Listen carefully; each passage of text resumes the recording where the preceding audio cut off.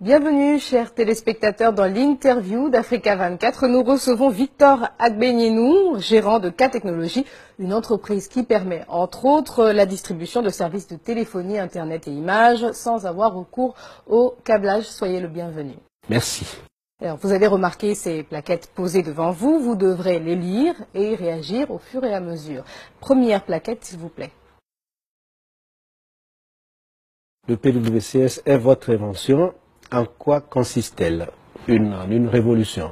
Oui, le PWCS, il y a 10-12 ans maintenant, était vraiment à la pointe de ce qu'on pourrait appeler la large bande pour la diffusion des N-play, c'est-à-dire la voix, données, images et tout ce qu'on mettrait là-dedans. Parce que nous faisons des transports très importants, des données, mais en voie radioélectrique, donc dans l'air.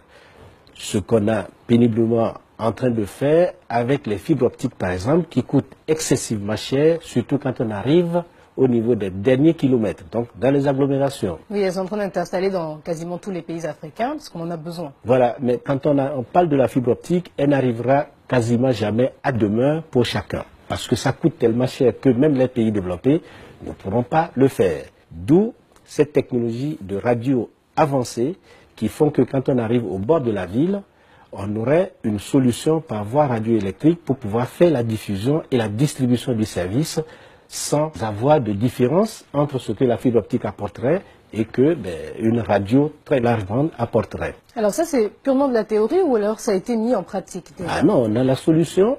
Si vous ne le voyez pas, si vous ne le constatez pas, surtout en Afrique, c'est parce que les politiques africains ne veulent pas. Et bien, on est là à ne rien avoir, ou quand il faut en avoir, on va acheter des solutions d'ailleurs, alors que nous-mêmes aussi Africains, on a pu innover à compétences égales, technologie égale que les autres. On travaille bien sûr en partenariat avec les uns et les autres, mais pourquoi nous ne produirions-nous pas nos propres solutions en partenariat avec nos amis Alors on va extérieurs. revenir sur cette implication des États africains dans ce projet. Une seconde question était prévue, mais vous nous avez apporté une boîte. Alors vous allez nous expliquer qu'est-ce que c'est et à quoi va-t-elle servir? C'est une nouvelle invention. Alors, quand on est dans le monde des télécoms, on réfléchit à pas mal de choses et on essaye de résoudre des contraintes de tous les jours qu'on voit et qu'on vit.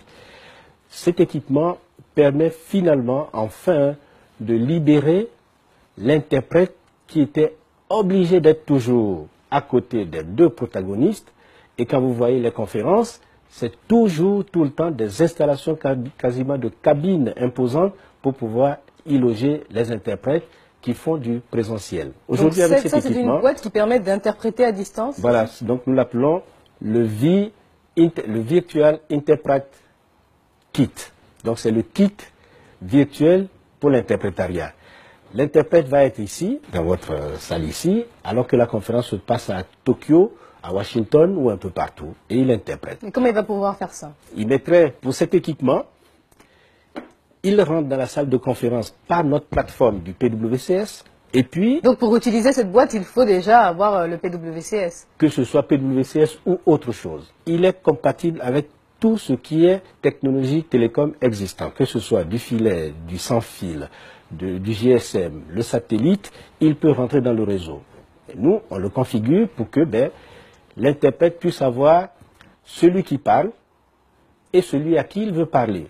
C'est-à-dire sa fonction est virtuelle, mais va recueillir les données et interprète. Lui n'a besoin que de parler et de dire ce qu'il entend, d'un côté comme de l'autre.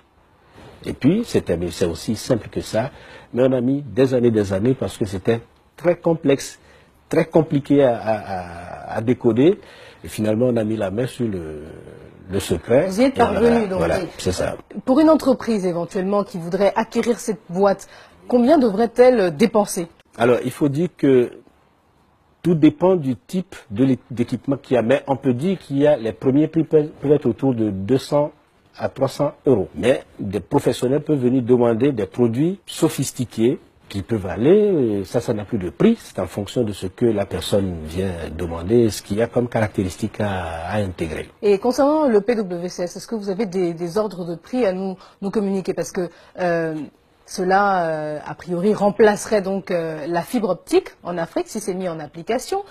Pour un État qui voudrait se doter de ce système-là, à quelle hauteur devrait-il devoir le financer? On va raisonner plutôt proportion, parce que parler de prix pour des techniques, c'est comme si j'allais aujourd'hui à la FNAC, même à la FNAC, et que je dis combien coûte l'ordinateur. Vous voyez, alors vous êtes togolais, au Oui. Togo. Si on devrait installer le PWCS par exemple, est-ce que là vous pourriez nous donner un ordre de prix? S'il fallait déployer la fibre optique sur tout le territoire togolais et déployer le PWCS, ça va être un ratio du millième pour pouvoir déployer les mêmes services, tout ça là quand on utiliserait le PWCS, au lieu de la fibre optique, qu'on n'arrivera jamais au niveau financier et technologie pour pouvoir l'acheminer à demeure. Est-ce que vous avez des possibilités de fournir des garanties aux États qui s'intéresseraient éventuellement à ce système? La garantie, puisque nous sommes natifs de ce continent, la garantie est toute faite parce que on fabriquerait les équipements sur place avec des emplois et des milliers d'emplois de créer.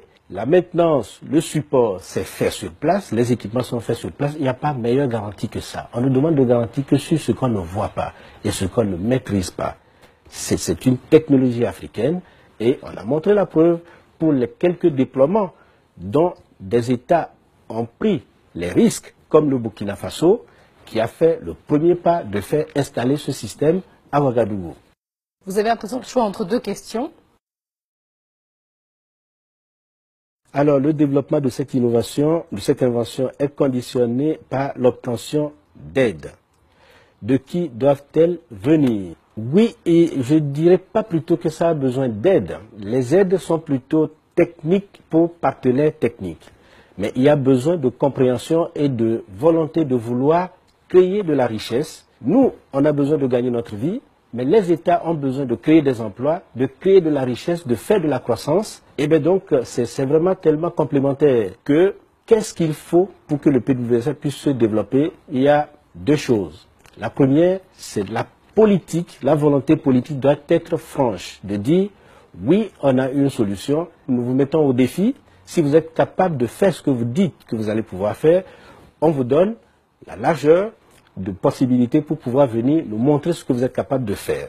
Donc, la volonté politique. Après, politique technique, c'est que nous raisonnons sur des bandes de fréquences. Il faut que l'Afrique tout entière se réunisse un jour et dire, puisqu'on a des solutions très stratégiques qui arrivent, on va pouvoir dégager des bandes de fréquences pour ces solutions-là, et nous, on les ferait. Est-ce que vous avez déjà proposé votre projet aux pays africains? On a proposé, peut-être pas assez, parce que c'est pas parce qu'on est chercheur qu'on a des moyens financiers de sa communication. Et un peu partout ailleurs, si vous voyez en Chine, au Japon et tout ça là, les pays sont allés à la pêche de leurs chercheurs, de leurs savants, de leurs compétences à l'extérieur dans la diaspora. L'Afrique, c'est tout le contraire. Quand on se bat même pour y aller, c'est en ce moment qu'on cherche à vous casser.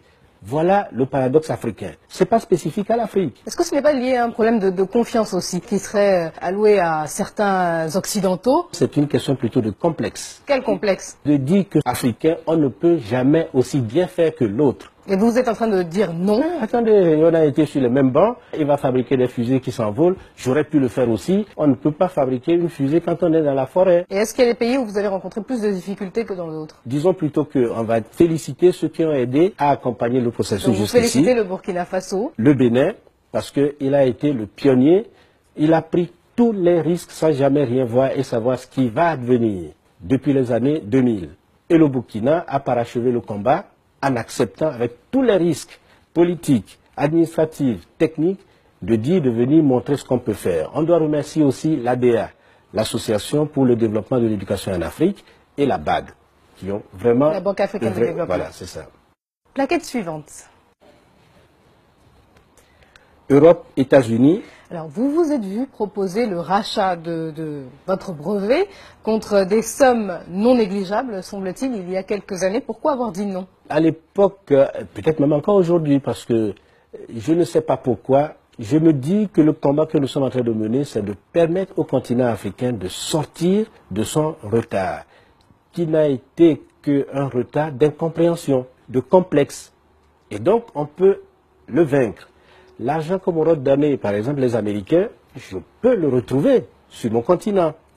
Mais c'est vrai, le combat, avec rien comme moi, un chercheur sorti de la brousse togolaise et tout ça là qui me bat comme je peux, voilà, c'est compliqué de faire le passage, mais il n'y a qu'une question ce n'est qu'une question de temps. Parce que le combat est difficile, vous voulez aider votre continent. Si vous aviez obtenu ces sommes d'argent il y a quelques années, peut-être auriez-vous pu l'aider encore plus facilement? Oui, c'est une hypothèse, mais peut-être qu'on ne verrait plus jamais le PWCS aussi.